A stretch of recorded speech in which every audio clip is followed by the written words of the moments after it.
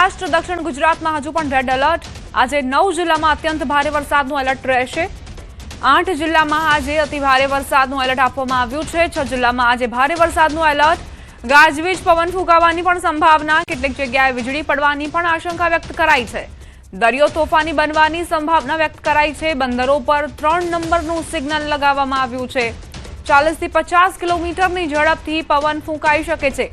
દરિયામાં ઝટકાના પવન 60 કિલોમીટર સુધી પહોંચી શકે છે।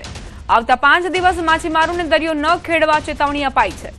3 દિવસમાં આખા સિઝનનો વરસાદ વરસ્યો હોય તેવી સ્થિતિ, આખા ચોમાસાનો વરસાદ વરસ્યો છે। માંગરોળમાં સિઝનનો 103% વરસાદ નોંધાયો। કેશોદમાં સિઝનનો 74% વરસાદ ખાબક્યો। માળિયા હાટીનામાં સિઝનનો 68% વરસાદ નોંધાયો છે।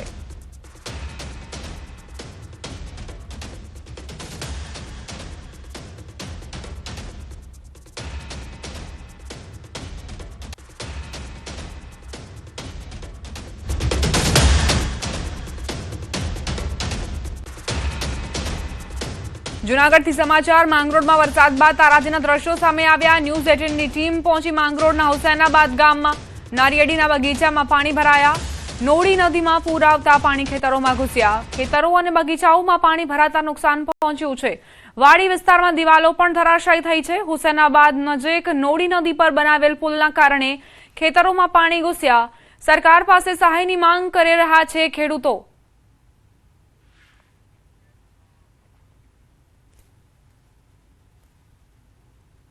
જૂનાગઢ જિલ્લામાં છેલ્લા 3 દિવસથી ધોધમાર વરસાદના કારણે તબાહીના દ્રશ્યો સામે આવ્યા છે।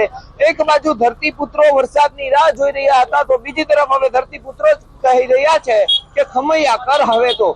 તેવી જ સ્થિતિ માંગરોળ તાલુકામાં છે। જે ખેડૂતો આપણી સાથે છે, તે ખેડૂતોની મુશ્કેલી શું છે તેમની પાસેથી આખી વિગત જાણીશું। ખેતરમાં અત્યારે નારિયેળી બધી લગભગ પડી ગયું અને મકાનોમાં બી છે ને બધી અનાજ આ તે બધી સડી પાણીમાં પડી ગયા એટલે સડી જાય કે કામ લાગે એવું નથી। કેવું નુકસાન છે ને શું માંગ છે તમારી? નુકસાનમાં તો આ પાણી બનાવી એના હિસાબે નુકસાન થયું ને, બધાના ઘરો પાણીથી ડૂબાઈ ગયા, કઈના ઘરો પડી ગયા, નાળિયેર પડી ગયું, બહુ મોટું નુકસાન છે। અમારે હુસૈનાબાદ ગામના અંદર નારિયેળીનો પાક વધારે છે, એનું વધારે ધોવાણ થયેલું છે। ઘરોના અંદર અનાજ આખા વર્ષનો સ્ટોક થયેલો હતો, એ બધા પલળીને ખાક થઈ ગયેલો છે। આ પાણી બે સાઈડ ફાટે છે, પુલ અધર નથી લીધો, જૂના પુલ ઉપર જ પાણી બનાવી નાખી છે। કે આ જે પુલ બનાવવામાં આવ્યું ત્યારે એની તસદી લેવામાં આવી નથી। આ પાણીના કારણે પાણી જે છે બંને જગ્યાએ વિખેરાય છે અને એને કારણે પાણીના કારણે આ જે છે પુલ આ 3-4 વર્ષ પહેલા પણ આ પુલ છે તૂટી ગયેલું, ત્યારે પણ પાકા પાયે કામ કરવામાં નથી આવ્યું અને એના કારણે આ જે પરિસ્થિતિનું આજે નિર્માણ થયું છે। હુસૈનાબાદ આજુબાજુના જે બગીચાઓ છે, આ જે નારિયેળીના, ત્યાં પાણી ભરાયા છે અને જેના કારણે ખેડૂતો અને જે અહીંના લોકો છે તે આ સહાયની માંગ કરી રહ્યા છે। અમાર બખાઈ, ન્યૂઝ 18 ગુજરાતી, માંગરોળ। જૂનાગઢના માંગરોળમાં આબ ફાટ્યો। 2 દિવસમાં 24 ઇંચથી વધુ વરસાદ ખાબક્યો। માળિયા હાટીનાનો ભાખરવડ ડેમ ઓવરફ્લો થયો છે। મેઘલ નદી પર આવેલો ભાખરવડ ડેમ છલકાયો છે। ચોમાસાની સિઝનમાં પ્રથમ વરસાદમાં જ નીચાણવાળા વિસ્તારો અને નદી કાંઠાના ગામોને એલર્ટ કરવામાં આવ્યા છે। ભાખરવડ, વડાડા, માળિયા હાટીના, જાનડી, ઘુમટી, આબેચા, નાની ધનેજ, ઝડકા, સમઢિયાળા, ગડુ સહિતના ગામડાઓને એલર્ટ કરવામાં આવ્યા છે।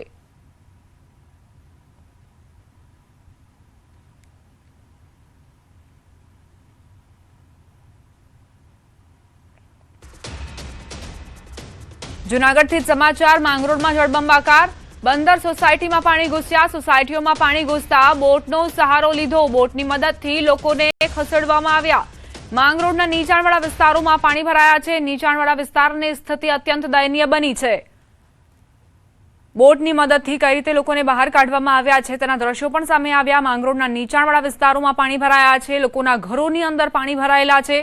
લોકો આવા પાણીમાંથી કઈ રીતે પસાર થાય, કમરથી પણ ઉપરના પાણી વહી રહ્યા છે અને તે વચ્ચે બોટનો સહારો લેવો પડ્યો છે। આ રીતે લોકોને રેસ્ક્યુ કરવામાં આવી રહ્યા છે। બંદર સોસાયટીમાં પાણી ઘૂસ્યા છે, જે બાદ લોકોને બહાર આ રીતે કાઢવામાં આવ્યા। હવે મેઘરાજા ખમૈયા કરી અને આ પાણી ઓસરે તેવી પ્રાર્થના લોકો કરી રહ્યા છે। જનજીવન પર ભારે અસરો વર્તાઈ છે। જૂનાગઢમાં વરસાદે ભારે ધબધબાટી બોલાવી છે, જેને કારણે કેટલીક જગ્યાએ નુકસાનના પણ દ્રશ્યો સામે આવ્યા. નેશનલ હાઈવે 51 પર હુસૈનાબાદ નજીક માર્ગને નુકસાન થતા વાહન વ્યવહાર તાત્કાલિક બંધ કરવામાં આવ્યો છે. તેમાં સોમનાથથી દ્વારકા જતા વાહન ચાલકોને નેશનલ હાઈવે 151 અને નેશનલ હાઈવે 27 ને વૈકલ્પિક માર્ગ તરીકે ઉપયોગ કરવા જણાવાયું છે. જૂનાગઢના કલેક્ટર દ્વારા ટ્વીટ કરી આ બાબતે જાણકારી અપાઈ છે.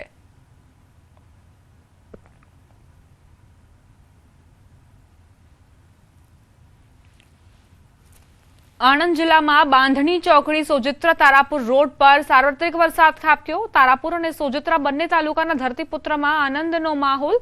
ખેડૂતોએ ડાંગરની વાવણી શરૂ કરી, જો કે સોજિત્રા પોલીસ ચોકી પાસે વરસાદી પાણી ભરાયા.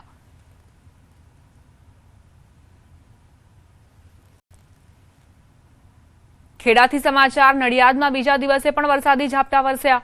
નડિયાદ સહિત આસપાસના ગ્રામ્ય વિસ્તારોમાં પણ વરસાદી માહોલ. નડિયાદમાં કાળા ડિબાંગ વાદળો વરસી રહ્યા છે. વરસાદી ઝાપટાના કારણે લોકોને ઠંડકનો અહેસાસ પણ થઈ રહ્યો છે. સતત બીજા દિવસે વરસાદ વરસતા વાતાવરણમાં ઠંડક પ્રસરી.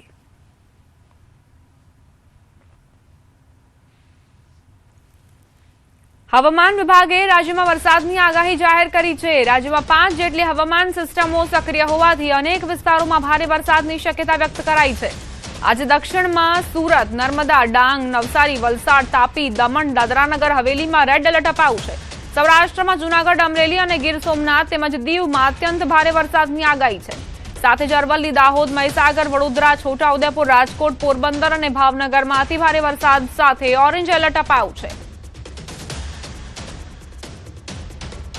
लिए जो extremely heavy rainfall red warning के साथ आइसोलेटेड प्लेसेस में दिया गया है कदुका स्थानों में सूरत, नर्मदा, डांग, नवसारी, वलसाड, तापी, दमन, दादरा नगर हवेली के लिए दिया गया है और हेवी रेनफॉल का वार्निंग दिया गया है ऑरेंज वार्निंग के साथ आइसोलेटेड प्लेसेस में कदुका स्थानों में अरावली, दाहोद, माहीसागर, बड़ोदरा, छोटा उदयपुर के लिए येलो वार्निंग दिया गया है. हेवी रेनफॉल का जो वार्निंग दिया जाता है आइसोलेटेड प्लेसेस में साबरकांठा, खेड़ा, आनंद और पंचमहल के लिए दिया गया है. और सौराष्ट्र कोस्ट में extremely heavy rainfall red colour के साथ जो वार्निंग दिया गया है आइसोलेटेड प्लेसेस में जूनागढ़, अमरेली, गिर सोमनाथ और दीव के लिए दिया गया है. और heavy rainfall warning orange colour के साथ इक्का दुक्का स्थानों में जो होने के संभावना रहेगा राजकोट, पोरबंदर और भावनगर डिस्ट्रिक्ट में. और heavy rainfall warning Dwarka, Botad के लिए दिया गया है येलो वार्निंग के साथ. હવામાન વિભાગે રાજ્યમાં થંડર સ્ટ્રોમ એક્ટિવિટી સાથે ચેતવણી જાહેર કરી છે. આગામી દિવસોમાં ગાજવીજ સાથે વરસાદની શક્યતા વ્યક્ત કરવામાં આવી છે અને 40 થી 50 કિલોમીટર પ્રતિ કલાકની ઝડપે તેજ પવન ફૂંકાઈ શકે છે. थंडरस्टॉर्म वार्निंग भी है. इसका जो स्पीड रहेगा 40 से 50 किलोमीटर प्रति घंटा में और बिजली गिरने का भी संभावना है. और बाकी जो बारिश का स्थिति रहेगा हल्का से मध्यम बरसात बाकी स्थानों में भी संभावना रहेगी.